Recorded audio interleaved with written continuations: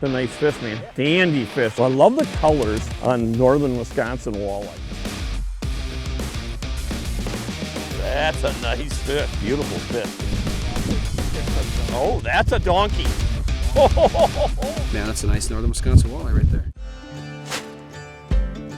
Hey everybody, welcome back to this week's show. We are on a road cruise. We're heading up to see our good friend Jeff Van Remortel up in Minocqua. He's got a great walleye crappie bite going on. The opener just happened. Things are a little bit cold up there yet, but I'll tell you what, the fishing's always good. And this guy is probably one of the most dialed in guides that I have ever met. I'm gonna set my security system here. We're out on the road. You guys hang on to your heinies. We got a lot of great stuff coming on.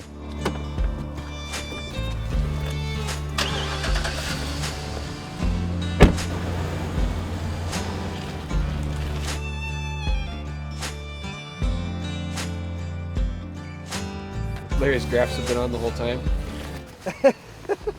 Just take off the covers, we're ready to go. Hey, he's prepared, I like that.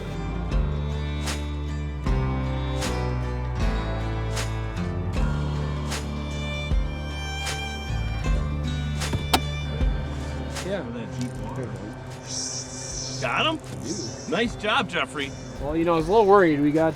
Right, you don't have really the most prime conditions, my friend. No, I started off with some plastics like always, and oh, there you go. That's a good fish. A little big for hoisting, but... There you go, Jeff. Start the morning off. You know, we don't really have the most prime conditions. You know, it got cold last night. We got flat calm today. Not any wind. It's just one of them kind of things where you can always catch some fish, but you really gotta dial in what you got going. Yeah, totally. You know, we're in that sweet spot right now, or the not so sweet spot. Look, you got hammered by a muskie. Big teeth marks on there. Good sized fish too, probably about a 17. Good one. Yeah, I'll get him back.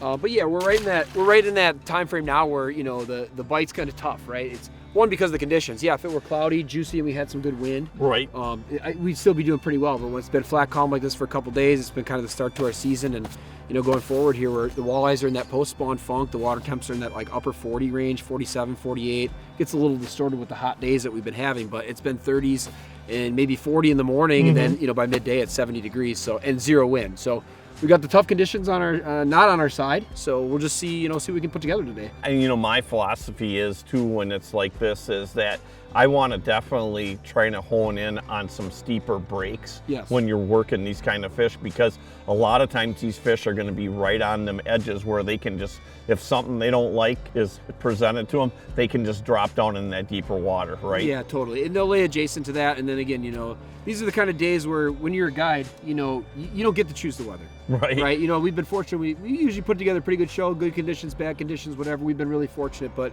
today's going to be one of those days, like whatever you see for this show today, like we're going to earn it. Right. For sure. Crappies are coming shallow, but they're not in that like heavy bite mode yet. You know what I mean? They're just coming shallow. They're in that more the bobber goes over their head in 100 fish spook mode. You know what I mean? So another couple days, you crush them, but they're not quite there yet. And the walleyes are in that post-spawn, that upper 40 temperature where they're not quite back on the full feed bag and slamming baits, you know, and they're not quite in the spawn yet where you still really get them well there either. So like I said, we're in the kind of that unhappy medium, and we'll see what we can do today. All right, sounds good. Yeah.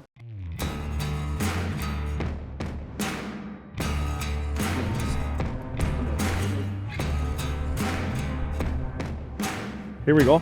Jeff, feels like a good, this feels like a really good fish. I got it right there. Feels like a really good fish. Oh, it's a dandy. Right here. Oh, it's a dandy. It's a nice fish, man. Yeah, absolutely. Dandy fish. Oh, yeah. Woo-hoo-hoo!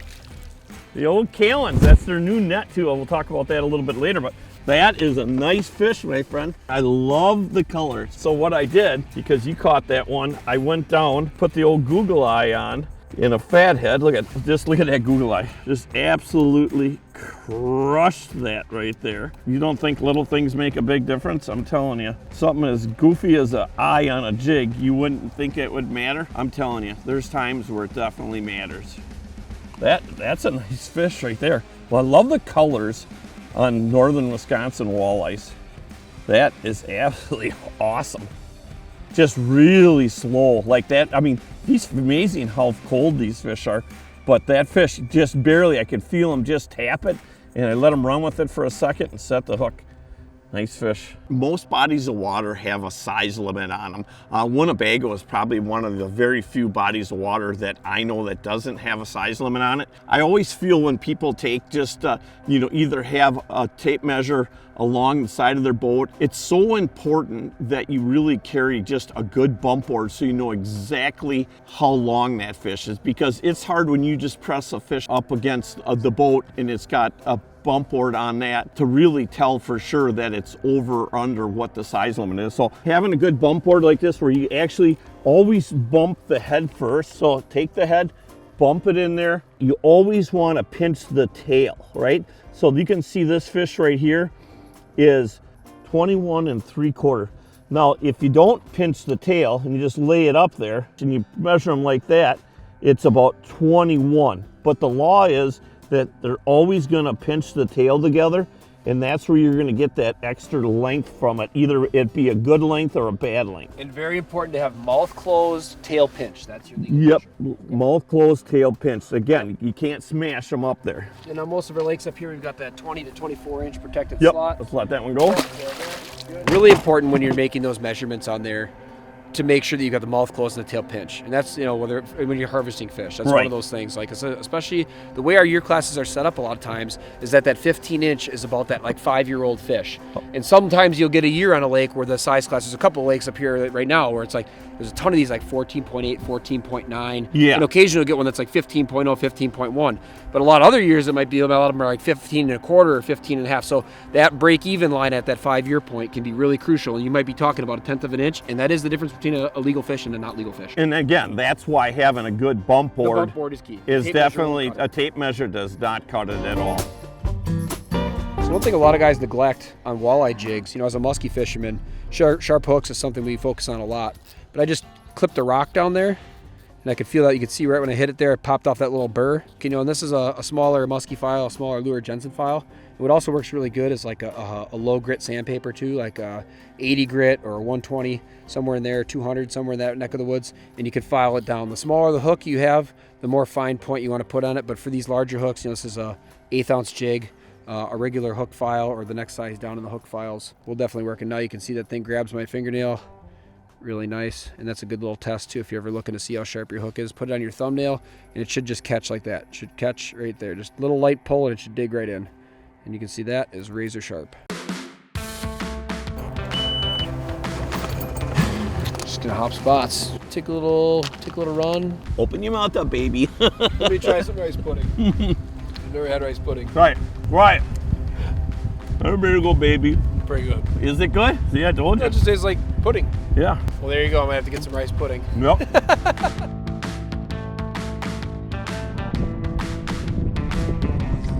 Got him. Good job. It's a good one. I switched over to some plastic. We're kind of. Oh, you did? I didn't even know that. You dog, I you. did. I wanted to get a little further up in the weeds there. Nice fish. Nice fish. The old plastics, too. Switched her up a little bit. Nice post-spawn female. I mean, these fish are holding super tight today. Like I said, we're earning every bite we've had here. We got a couple real quality fish, which is always nice. But Well, you kind of picking away. Give it another hour or so. Maybe we'll hit up some crappies. That's kind of gonna be our primary objective today. But man, that's a nice northern Wisconsin walleye right there. Good job. Fish. Nice job. Whoa, Jeffrey. Yeah, all right. Ooh, that's a good fish. Yeah, oh yeah, absolutely. Spot lock here. Again, just popping that plastic. Popping the plastic. So and Got right him. here, we're running a weed line here, and I downsized earlier too to a little bit lighter. Ooh, he's a darkie. That is beautiful fish. Really cool looking A little fish. beat up. Yep, it'll beat up for sure. We're running that smaller jig like that. You're able to get it over and kind of keep it above that weed cover, or running it just through, and that little bit lighter like that 1/8 ounce. And you can even go lighter than that if you're going real small plastics, but it helps keep you above those weeds a little bit better rather than dragging through it when you're running. A lot of times, big water, using it or fishing deeper, use that heavier plastic, but if you're in that like 10 feet or less, that lighter plastic's real nice for that. But So we're casting plastics, and a big thing I think, a biggest mistake I think people make when they're casting plastics is that too heavy of a jig. 100%. One of the biggest things is it's the fall ratio, and I mean 100%. how fast that bait falls to the bottom. If the fish are super active, it's not as important at all because, you know, the bite's on, they're going to be swatting at everything they see for the most part. But when these fish are temperamental, take over. Yeah, and this is as temperamental as they come. Yep. These fish are post-spawn. Every species does this. Right. It doesn't matter if it's crappies, doesn't matter if it's walleyes, steelhead, muskies. You get that post-spawn funk, and after that, it's tough for a little bit. And then everything recovers, and then they're ready to put back on the pounds, recover from that stressful process. But right now, we're definitely at the end. The fish in this lake are 99% spawned out for sure. Like, there's always a couple that'll hang around late. And when they get in that funk, you know, you really want to finesse it. Going too big on the jig head, like you said, you get that nice fast fall, which is great. You know, a week from now, 5-6 days from now, or midsummer when those fish are crushing, great. But right now, when it takes a little bit more to get them to go, and you know you're going through fish and through areas of high percentage, here these fish are actually on this spot, they're holding in some weeds. So they're just kind of laying on that deep weed edge. It's all remnant weeds, nothing really emergent, you know, nothing from this year yet. But they're just laying there, belly to the bottom, not wanting to do much. So a lighter jig with that slower fall ratio gives a little bit more time, and then the paddle tail bait like that, you know, pick your poison on that. But it gives it the more of that fall rather than like a fluke or something with a sharp tail like that where it's just gonna fall. Right. You want more of the slower fall ratio as well.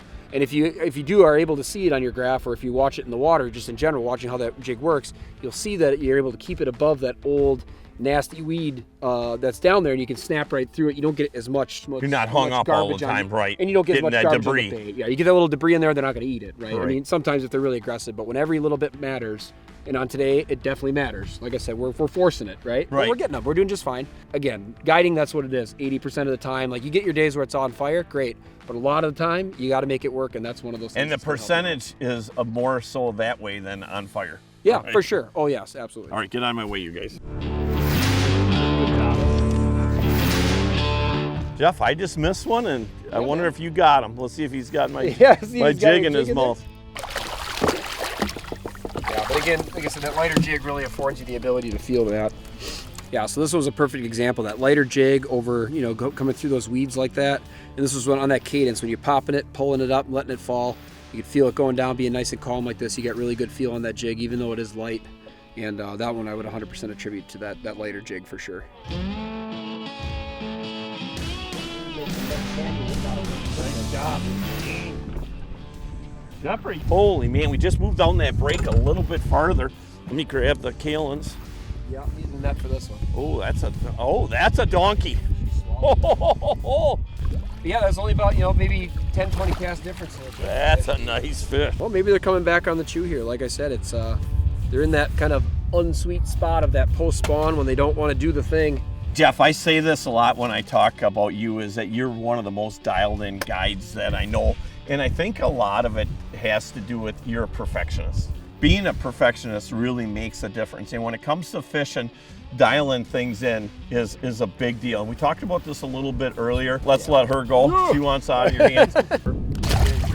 When you're a guide, or you're the guy that's working 5 days a week, 6 days a week, when you have time to go fishing, it's not always the perfect conditions. When you dial in everything that you're doing, from rods to line to angles of how you're casting, there's so much to it, but it's so learnable. Yeah, I mean, that's one of those things, like I said, I mean, each one of these bites we've had so far this morning, I mean, it is tough conditions. Like these mornings, evening bites should be a little better than that, but like when you're out here and you've only fished maybe 2 hours, you've caught a nice little, some quality fish. Right. But I would attribute that to, like you said, being exactly where you need to be, throwing exactly what you need to be throwing, and really dialing in that bite, you know. If it's a little windier, you can't throw as light a jig as I have on right now. If it's a little, you can't feel it. You gotta control. You know what I mean? It's all about You gotta be able to control. control it, but it's just about adapting to those conditions. And again, you know, for your customers as a guide on a daily basis, sometimes it is about just getting those extra couple bites, you know, right. Especially in the musky world, right? That's where I spend a lot of my time. And to come to walleyes, it's great because you can still get 6, 8, 10 fish. That's a good day. Whereas the muskies is one bite, right? Right. So all and you want to important, capitalize right? on And you that got one it, absolutely. bite. And getting that one bite, sometimes you have to have even more of that dialed-in approach. And with walleyes, it's no different. You know, it's just right. one of those things. It might get a couple extra bites rather just than the one, but being dialed in is super. Pay attention to those small things. They can be big things, you know? Hey, I got one more question for you. What's that? How many years has it been that you've been wearing high heels? Yeah, well, you know, it started in college. Like 2 days after. There it is. Nice. There we go. The wind picked up, and I've got Jeff's using a 4-inch, I'm using a 5-inch. I went with a little heavier jig, again, just to control it. You want that slow ratio, but you also want that, you want to be able to control that jig. Oh. Yeah, and with that bigger body, remember when you change the size of your plastics, you're going to change the buoyancy of that bait. Right. Yep. So if you're running a little bit larger, the more buoyant soft plastic, you do have to sometimes offset that with a heavier jig head. Yeah, and again, you want that fall ratio is absolutely everything, you know? So all I did is I just bumped up my jig a little bit, got the old Google eye, and there you go. You know what? Again, it's dialing in what you're doing is so important right there. The old tickle shad.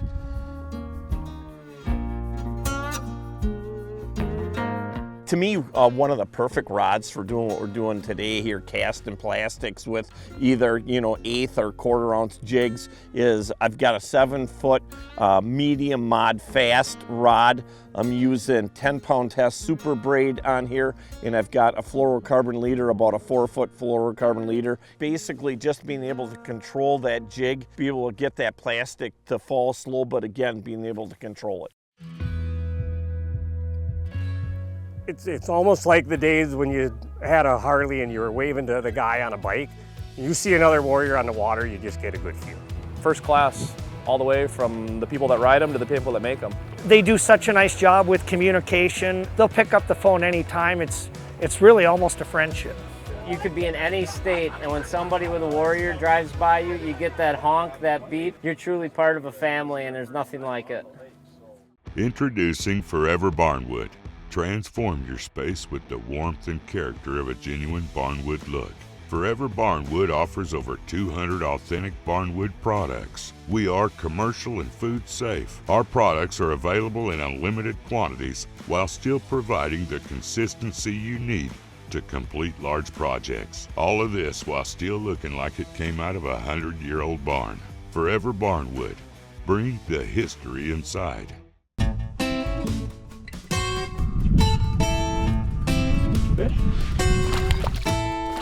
That's again the thing I love about northern Wisconsin. You can just jump from one lake to another. You can hop from a lake that's at 46, 48, and all of a sudden you're on a lake that's 58. Nice crappie. Good build to that crop. So your typical slip bobber rig, you got your bobber stop up there, which is your little knot, pre-tied knot. You got to make sure you got your bead right here. That keeps the bobber from overrunning the stop, and your float. Typically on the float, I like to run the weighted kind with a little bit of lead on there. Gives you a little bit more casting distance. If you're running in some really shallow weeds or places where casting distance isn't that big of a factor, you can certainly use a clip-on bobber like a regular slip bobber, or even with the rocket bobber or something like that, you get a little bit more casting distance. It happened once. There you go, Larry. Nice job. Ooh, in the nick of time. You got Nice crop on the crappie scrub. Want a net for that one? No, I'll lift him up. Loving that.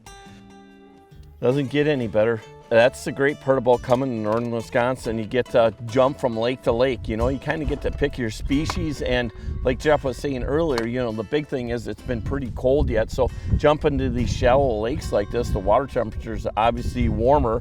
And these fish are a lot farther ahead than some of the other bodies of water that we were trying to fish before. So yeah, nice way to do it. The old crappie scrub. You know, when you're doing the slip bobbering too, not only do you want it's a pretty simple setup, but having the right rod can make a big difference. I'm running 6-pound regular monofilament line. I don't prefer the fluorocarbon because fluorocarbon will sink and the monofilament floats. Anytime you're slip bobbing, whether for walleyes or crappies like this, I do prefer the monofilament.